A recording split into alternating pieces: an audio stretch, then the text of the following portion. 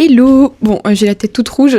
Je sors de mon bain et je me suis pété un bouton. Donc je vais parler comme ça. Comme ça, on verra pas mon bouton. Ça fait 2 trucs rouges, c'est parfait. Au moins, ça a sorti. J'espère que vous allez bien. C'est le moment d'attaquer 2026. Et il est temps de faire en sorte de se rendre compte qu'il faut savoir déjà parler. Donc je vais reprendre. Je pense qu'il faut se rendre compte que pour pouvoir atteindre nos objectifs, tout part de nos pensées. Parce que tout se concrétise à partir d'une simple pensée. Tu commences une pensée, ça va t'amener à des actions qui vont t'amener des résultats et qui vont renforcer ta croyance sur le fait que tu es capable d'atteindre telle et telle action, et rebelote et rebelote. Par contre, si tu as une mauvaise pensée, tu poses les mauvaises actions ou des actions qui sont vraiment adaptées à ta pensée, les résultats sont le reflet de ta pensée, et donc ça va renforcer une mauvaise croyance, une croyance négative sur toi-même, et ça va rebelote, recréer une nouvelle pensée, donc encore plus négative, qui va créer une action encore plus négative et qui va créer une réalité qui correspond simplement à cette toute première pensée à laquelle tu as pensé. Donc, en 2026, et si ? Je dis ça comme ça. Hop, il est où mon petit accoudoir ? Ah non, c'est trop bas. Et si, là, right now, c'était le moment, enfin, de reprendre le contrôle sur ses pensées. On te demande pas de faire plus et de te mettre de nouvelles résolutions et de nouveau, à la fin de l'année, culpabiliser en se disant, bah voilà, j'ai encore rien fait. T'imagines, ça veut dire que toutes ces fois où tu as tenté de forcer par l'action, donc l'étape d'action qui est finalement après les pensées, donc en fait tu as voulu quelque part brûler des étapes et aller directement dans l'action et ne pas travailler les pensées, l'identité, les croyances sur toi-même, eh bien si la pensée elle est négative ou si t'es motivé mais tu sais au fond peut-être que de manière très très très enfouie tu vas peut-être pas y arriver, eh bien tu vas continuer à attirer des choses qui vont confirmer cette première pensée. Donc 2026, je pense que c'est le moment là d'arrêter de commencer par l'action. Mais venez, on commence par l'être, le fait d'incarner, le fait de créer cette nouvelle identité, le fait d'avoir des bonnes pensées, le fait d'avoir des bonnes croyances. Parce que c'est seulement ça qui fera que les actions que tu mettras en place, même si c'est les mêmes actions, exactement les mêmes actions que si tu n'avais pas travaillé la pensée avant, eh bien, ça va te créer enfin la réalité à laquelle tu aspires, qui va rebelote valider la première pensée du début.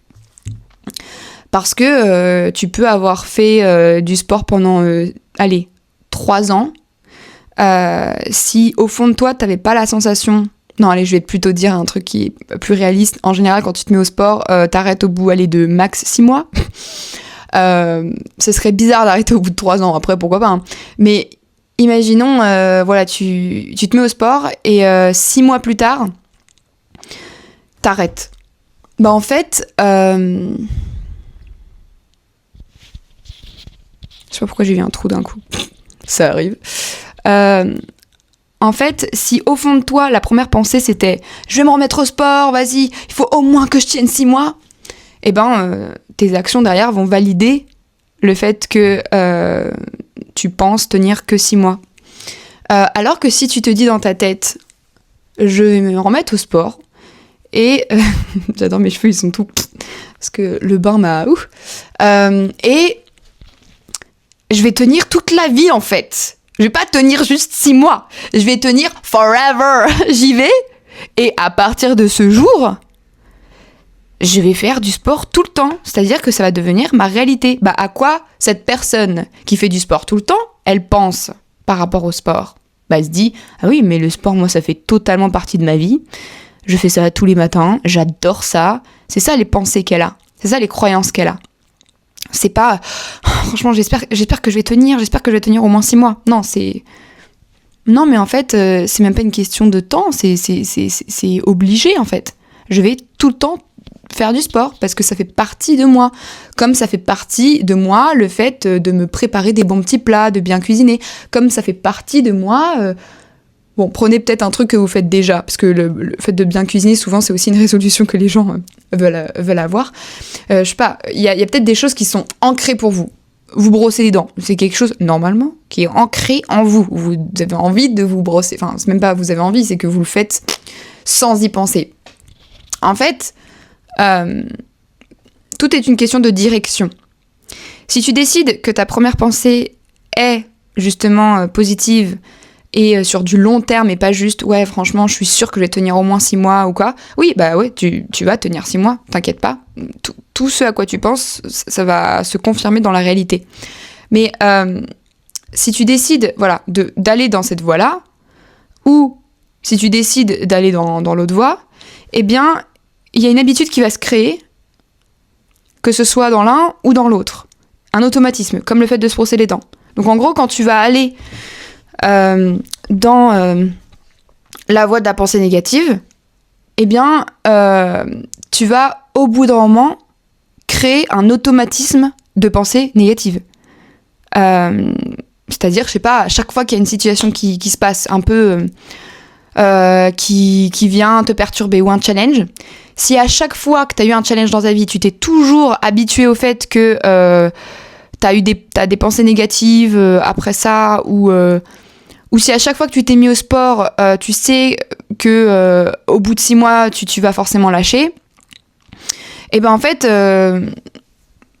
ça va créer un automatisme dans ta tête, et à chaque fois qu'il va y avoir un déclencheur, eh bien tu vas retourner dans ces schémas-là. Donc le tout, c'est d'essayer d'aller à la base du déclencheur.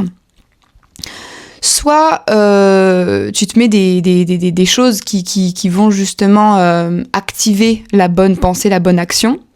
Par exemple, moi, vraiment, j'ai des règles. Je me suis créé des règles petit à petit via l'expérience.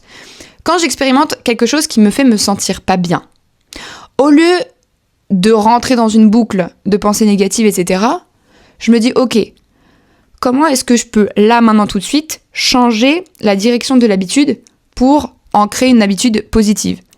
Mais la jauge de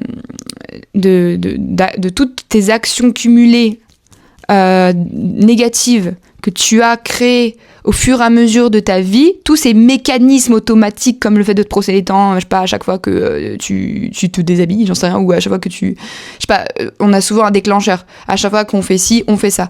Ben, t'as plein de mécanismes comme ça en toi qu'il va falloir petit à petit enlever. Et je sais pas pourquoi j'ai imaginé le jeu qui est là.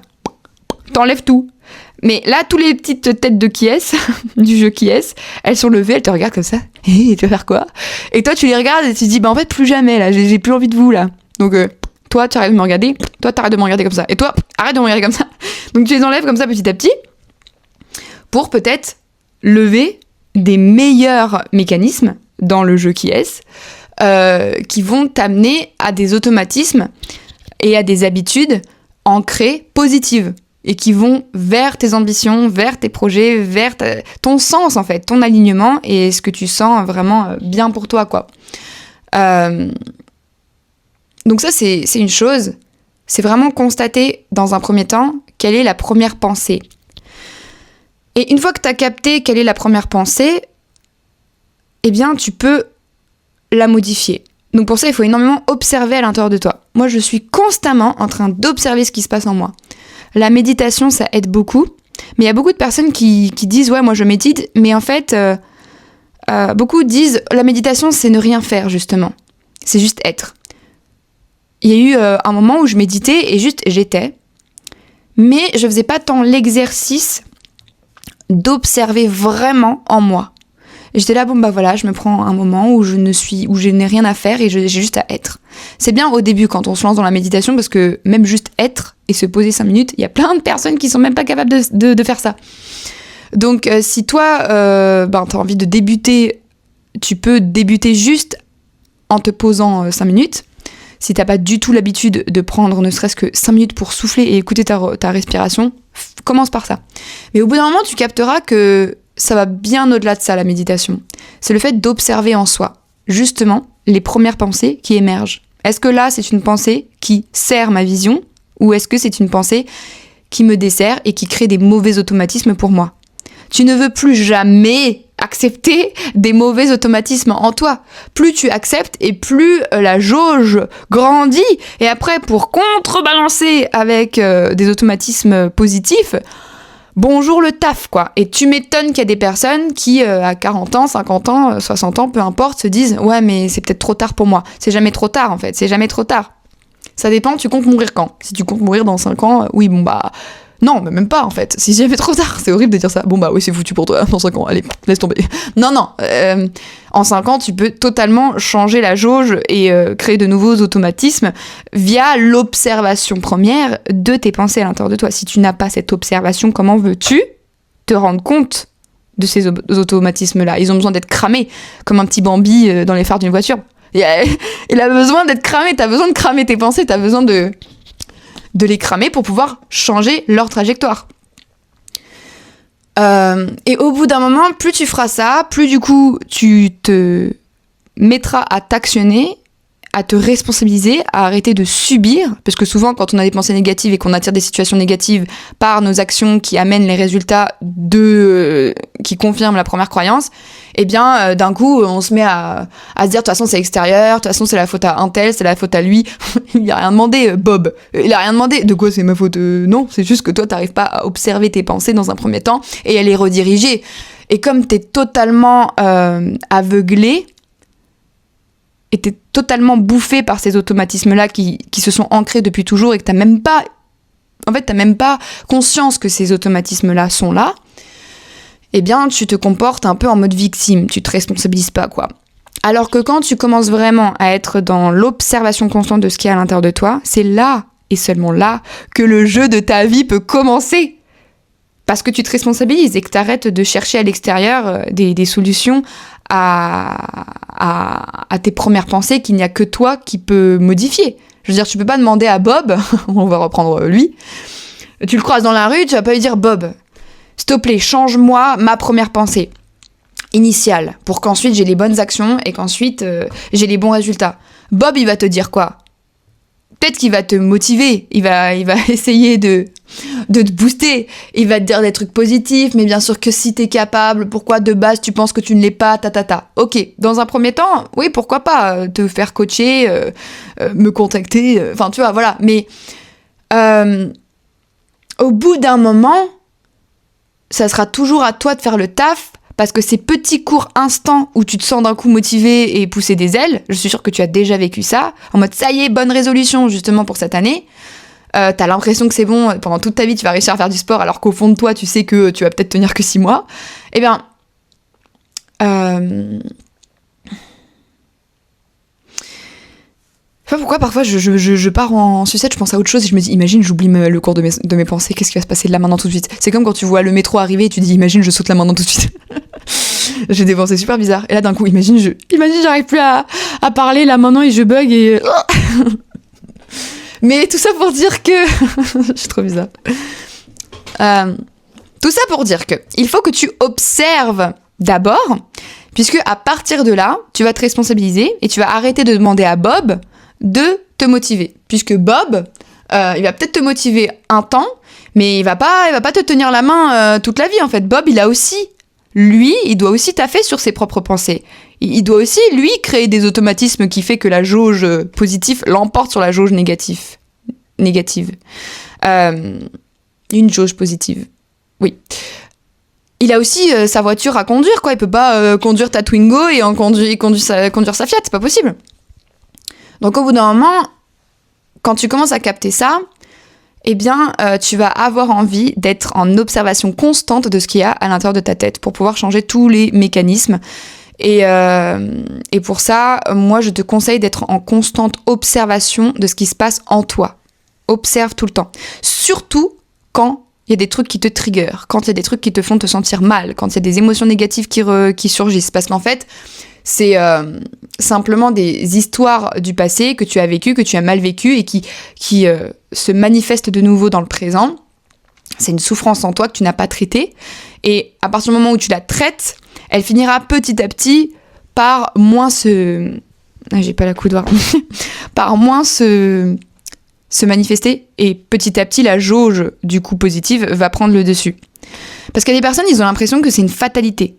Qu'il y a des choses en eux, des traumatismes, qui ne vont jamais, au grand jamais, pouvoir résoudre. Sauf que, en fait, c'est juste des simples souffrances que tu n'as pas traitées. Quand il y a l'émotion qui ressort, quand tu es trigger, quand il y a quelqu'un qui te trigger, quand, je sais pas, il y a quelqu'un qui va vers ses rêves, ou il y a quelqu'un qui est hyper lui-même, ou il y a quelqu'un qui parle ouvertement, qui est aligné, qui se sent bien, et là t'es trigger, parce que t'as la sensation que... Enfin, en fait, c'est juste que ça te trigger, ça te dérange, cette personne qui est alignée, parce que il y a une souffrance en toi que tu n'as pas traitée. La souffrance qui est que peut-être tu ne t'autorises pas à toi aller vers ton alignement. Et au lieu d'en vouloir à la personne qui, elle, a rien demandé, Bob number 2, Bobby, je sais pas, j'ai envie de faire que ça soit une femme. Encore plus quand c'est une femme. Quand c'est un mec qui observe une femme, ça, je sais pas pourquoi, c'est encore plus... Ça le trigger peut-être d'autant plus que elle arrive à s'aligner et à trouver sa voie, et lui non. Enfin, je sais pas, j'ai un peu l'impression que peut-être... Il y a ce genre de schéma un peu où le mec peut-être il se dit moi je vais protéger la famille, ou bon, ça c'est vraiment des croyances très très très lointaines et qui sont peut-être pas encore, qui sont pas qui commencent à changer aujourd'hui, je dis pas, mais va chercher pourquoi ça te trigger, au lieu d'essayer de changer la personne aussi, au lieu d'essayer de la pointer du doigt et de lui faire comprendre que c'est elle qui devrait pas être aussi lumineuse, ou qui devrait pas être aussi dans l'instant présent, et être aussi à avoir autant une jauge positive et avoir autant d'automatisme en elle qui fonctionne bien. Non, t'as pas envie, parce que cette personne, logiquement, si tu l'aimes bien, t'as envie qu'elle soit bien. Donc pourquoi faire en sorte que sa jauge de négativité commence à reprendre le dessus? Parce qu'en faisant une remarque et en essayant de la critiquer, ce que t'es en train de faire, c'est que t'es en train d'augmenter sa jauge négative, en fait. Enfin, t'es en train de peut-être potentiellement l'amener à une souffrance en elle, parce qu'elle a dû travailler sur elle, et donc elle va devoir se recueillir en elle et retrouver de nouveau la force. Mais toi, quand tu vois quelqu'un qui est aligné, t'as envie qu'il soit d'autant plus aligné. Mais souvent, t'as envie qu'il soit d'autant plus aligné quand toi-même t'es sur ce chemin d'alignement. Donc, tout ça pour dire que ce n'est jamais la faute de l'extérieur. Quand tu es trigger, quand tu as une émotion forte, c'est qu'il y a quelque chose, une souffrance qui n'a pas été traitée. Sinon, ça ne te ferait rien. Ça te ferait ni chaud ni froid. Tu serais là, mais j'adore! Mais je t'aime d'autant plus quand t'es aligné, mais vas-y, danse, twerk! Non, peu importe. Je pars en sucette. En fait, t'auras envie de la... Trop cool, quoi! Je suis trop content ou contente pour toi! Parce que ça m'inspire d'autant plus, parce que ça me montre que c'est possible, parce que moi aussi j'ai envie de cette joie, j'ai envie de cette beauté, j'ai envie de cette beauté, j'ai envie de ressentir ce ressenti, quoi, d'accomplissement, d'alignement. Mais pour être à ce stade-là, d'être hyper heureux pour ces gens-là, il faut faire le travail aussi, nous, quand on est trigger, quand il y a une émotion, d'aller chercher, quelle est la souffrance que je n'ai pas traitée ici ? Quelle est la souffrance que je continue à laisser exister? Parce que si elle n'existait plus, elle ne se manifesterait plus. Mais le temps qu'elle ne se manifeste plus, et que la jauge positive prenne le dessus par rapport à la jauge négative, eh bien tu vas être testé. Tu vas avoir plein de moments où l'émotion va revenir. C'est-à-dire que tu vas la traiter. Tu vas lui donner de l'amour, de la considération, peut-être de l'amour ou de la considération que tu n'as pas eu à un moment clé dans ton enfance où tu as vécu cette souffrance en question, ce ressenti négatif. Et bien là, en gros, tu vas aller chercher qu'est-ce qui n'a pas été traité dans cette souffrance. Tu vas te donner cet amour, cette considération. Et peut-être en fait que ça ne va pas être traité tout de suite. Et c'est ok. Il faut que tu sois doux envers toi-même. C'est pas grave. T'es retombé dans le panneau. On va retraiter le truc, tu vois. Tu le retraites. Et là, tu prends des petits points dans la jauge de positivité.